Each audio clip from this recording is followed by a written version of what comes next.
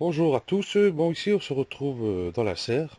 Dehors, eh ben, bon, il pleut. Bon, là, on voit pas, hein, c'est pas des grosses pluies, hein, c'est vraiment petit pour l'instant. Bon, il y a eu des averses hier, et pas des averses qui ravagent tout, hein, c'est des averses tout à fait normales, des pluies normales. Voilà, des pluies normales, normaux. Bon, enfin bref, on s'en fout. Euh, juste bien, de façon à ces grosses averses. Quand ça tape, bon, ça tasse la terre, ça casse les feuilles, ça casse tout. Donc voilà. Du coup, mes réserves, sur les 3 bidons, j'en ai deux de plein. Donc il y a 600 litres. Voilà. Et l'autre, tu es pratiquement à la moitié. Bon, faut me dire qu'il est resté pratiquement, je vais dire, un quart dans chaque. Que je gardais justement ceux-là, parce que j'ai pris mon tuyau d'arrosage. Ça m'a donné, j'avais plus d'eau. Pour ça, je gardais le peu d'eau qui est resté là-bas pour tout ce qui est petits semis, tous ces machins-là, pour mettre au moins de l'eau de pluie, quoi, pas de l'eau du robinet avec du calcaire dedans, du chlore. Voilà. Ok. Là, on va voir mon système d'arrosage, qu'il est là derrière. Hop, voilà. Bon, là, il goûte un peu parce que j'ai mis de l'eau dedans. J'ai rebouché avec un mouchoir, mais un mouchoir, c'est pas étanche. Hein. Voilà. Donc, je vais continuer à le remplir et puis on va voir tout ça. Hop. Sans mouiller mes feuilles de tomates qui sont à côté, bien sûr, c'est ce que je fais. Bon là j'ai mis la poire pour remplir. Ils ont dire, ils s'embêtent pour rien.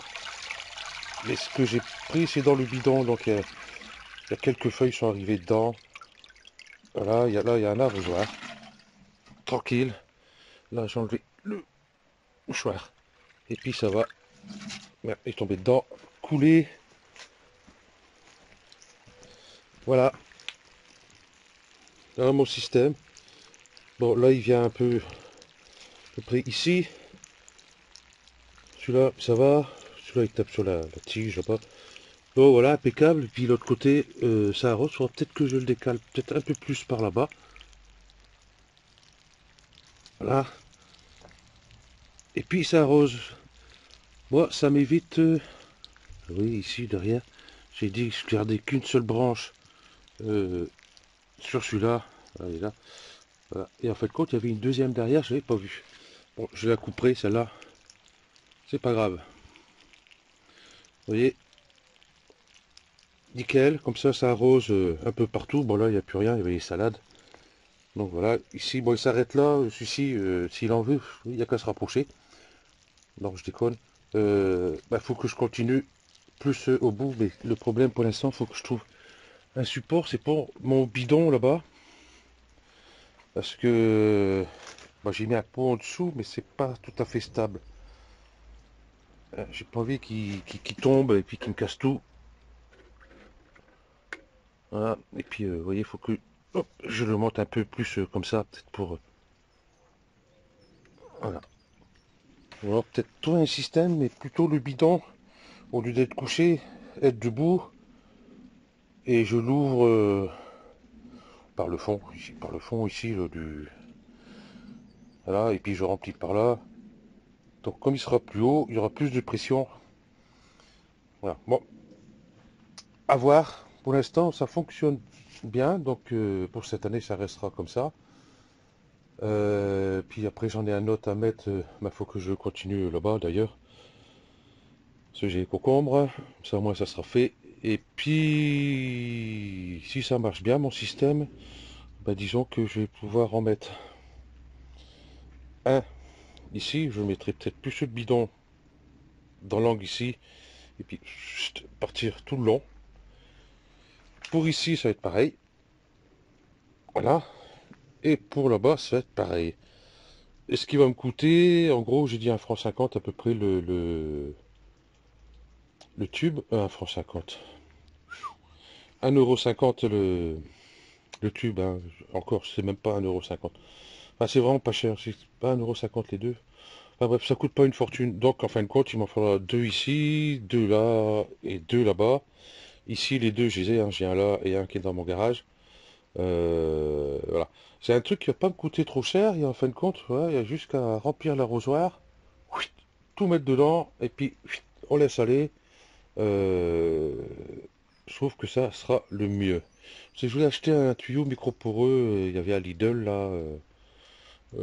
En fin de compte, non, parce que je suis obligé de le brancher sur le secteur. Donc moi, ça m'intéresse pas trop sur le robinet, sur le secteur, oui, sur le secteur d'eau. Voilà. J'ai commencé à repiquer mes endives. Bon, certains, je me suis pris un petit peu tard, hein, parce que celles-ci, elles sont immenses. C'est pas facile en rentrer les racines bien comme il faut droite dedans. Euh, Comme c'est une terre, les souples, tout ça. Donc j'ai beau faire un trou, ça se rebouche comme si que je creusais dans du sable.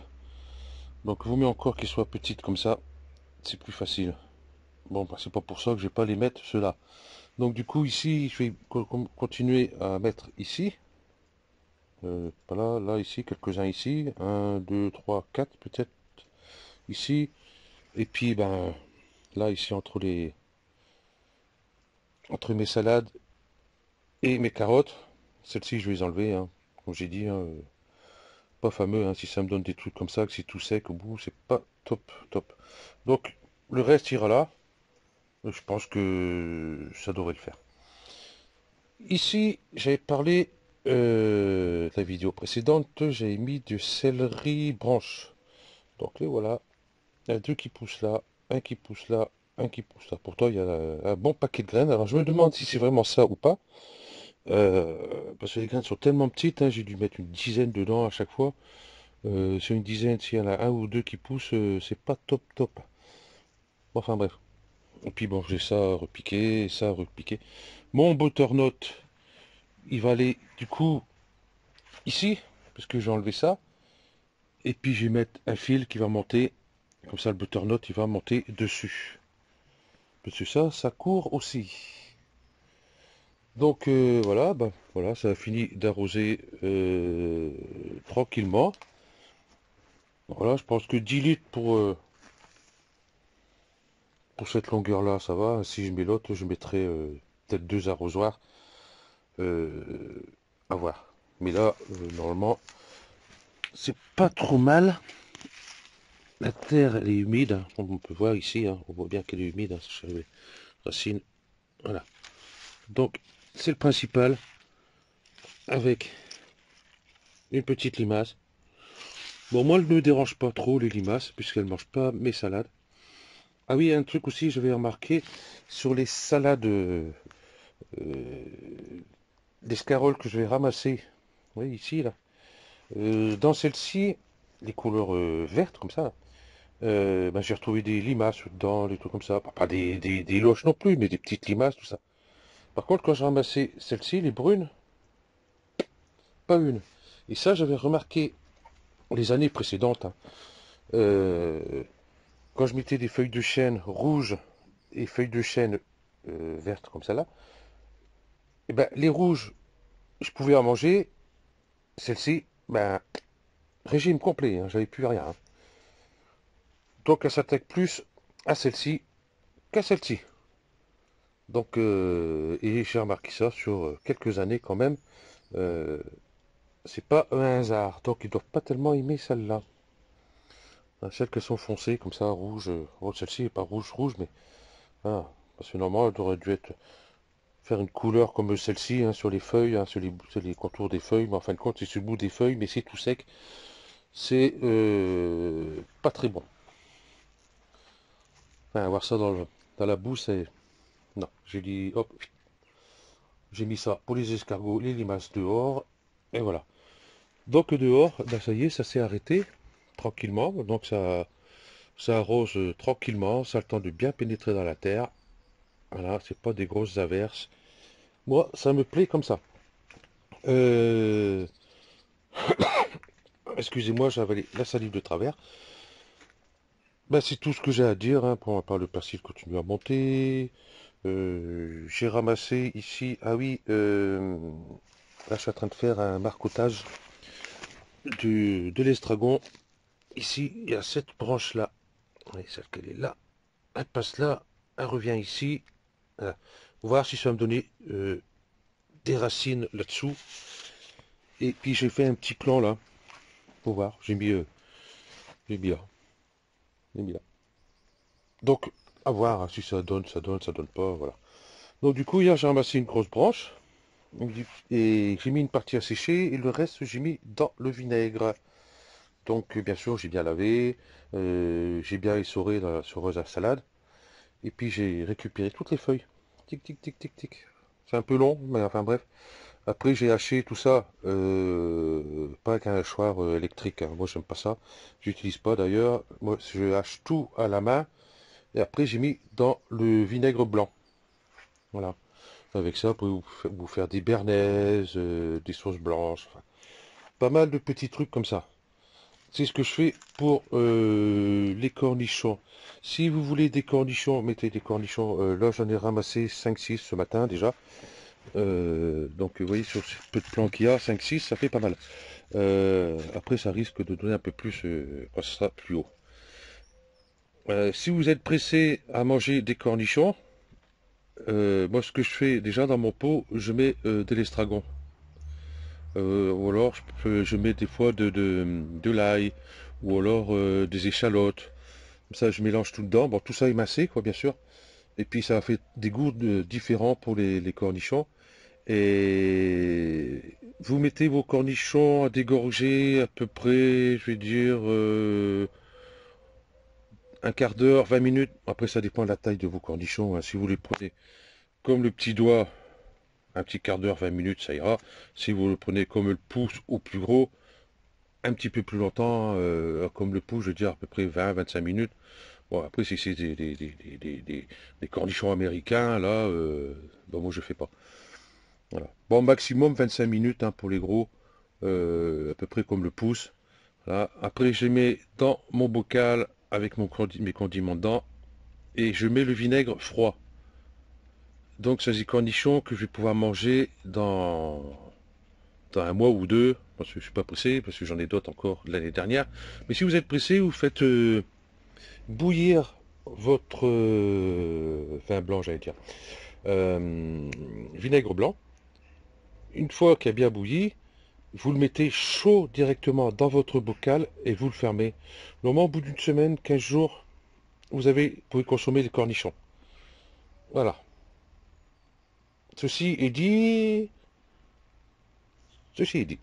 Voilà. Bon, bah, c'est tout ce que j'ai à dire là pour l'instant. J'ai fait les cornichons, j'ai fait l'estragon, j'aurai du basilic à ramasser, quelques feuilles hein, que je mettrai en surgelé, ceux-là. Je vais pas m'embêter à... Voilà. Et je coupe les pointes là où il y a les fleurs. Voilà. Donc, j'en laissé qu'une, celle qui est là-bas. Hein. Ça sent d'ici. Ça, c'est une mauvaise herbe. Voilà. Donc, j'en laissé une là-bas pour avoir des graines. Comment le reste? Non. Ça, c'est un ortie. Hein. Ok. Le persil, bah, on va le laisser, comme on l'a dit, tranquille.